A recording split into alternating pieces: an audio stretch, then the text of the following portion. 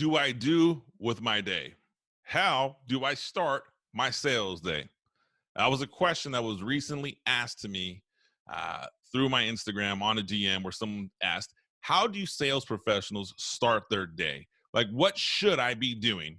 And it led me to think there's a serious problem with outside sales professionals or entrepreneurs who are working for themselves, selling a product or a service, real estate, mortgage loans, financial services, etc.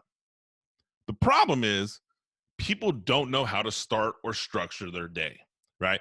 And there is a lot of people out there who teach that. By no means am I sitting here saying I'm going to teach the key metrics into scheduling and strategizing your day on this video blog. However, I am going to share with you one simple track, simple task that you can implement immediately that'll help get your day structured every day in and day out. You see, when you have so much freedom in a sales career, it's really easy to push off everything, right? Because at the end of the day, you have to answer to yourself. So if you want to take an extended lunch, you want to start later in the day, you want to work out during the middle of the day, you want to do something different, you don't have anyone to answer to but yourself. You may be in outside sales, you may work for a company and have a manager, but I've managed an outside sales team.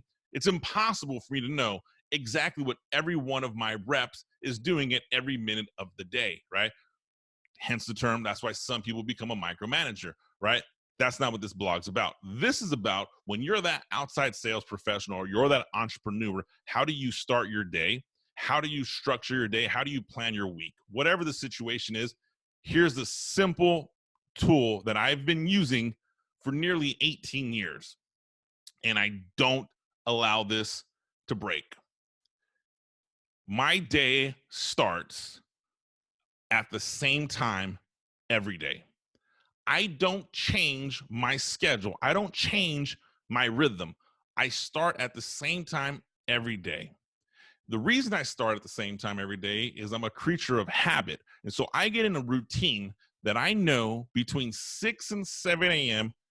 every morning, that time is dedicated to personal Anthony, personal development, personal, whatever I want it to be, right? I've used that time to listen to podcasts, to read books, to do Christmas shopping online, you name it. That hour in that morning is just my personal time. I have my coffee, I set up shop, I'm doing what I'm doing. If I'm on the road, you know what? I find ways to make that time still my time. Okay. And sometimes that 6 to 7 becomes 5 to 6 or 4 to 5 a.m.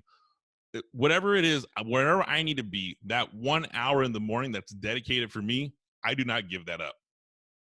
Now, the problem with that is how do you become productive and how do you schedule that in, which leads to my next tip that you can implement in managing your schedule. You have to have a dedicated time once a week at minimum in your calendar that is dedicated to planning your week. I know, seems really weird, but it's the truth. You have to find a certain block of time that you're never going to compromise, right? And I've used different times. I have used Sunday evenings from 6 to 9 p.m. I've used that for years. I used Monday mornings between 5 and 6 a.m.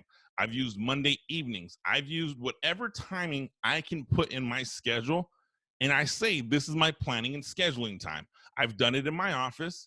I've also used that planning and scheduling time to go to a local coffee shop and just say, I'm going to do nothing for the next hour, 2 hours, 3 hours, however complex your schedule is, but plan and ensure that my week is scheduled.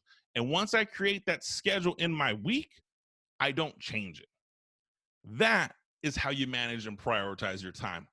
Put it in a planner, write it down on paper. You can use multiple calendar options that come already pre-installed on your smartphone, or you can download them from either the Apple App Store, the Google App Store, whatever app store it is.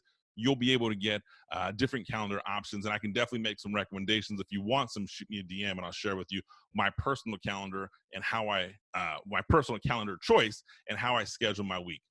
But that is how you get productive when you're an outside sales professional. Number one, have a scheduling block.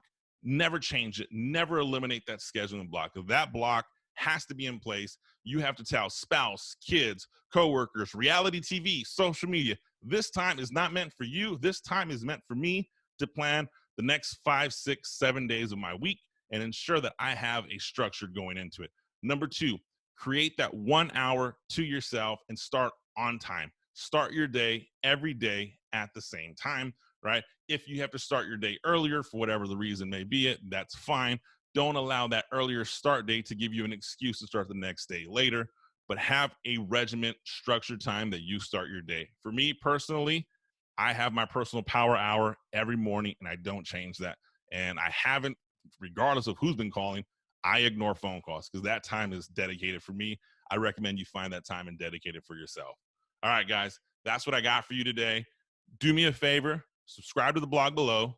Shoot me a DM if you have any questions about scheduling calendar or anything about scheduling your sales week. I'm more than happy to answer them. I'm more than happy to help out. Stay safe out there. I'll speak with you soon.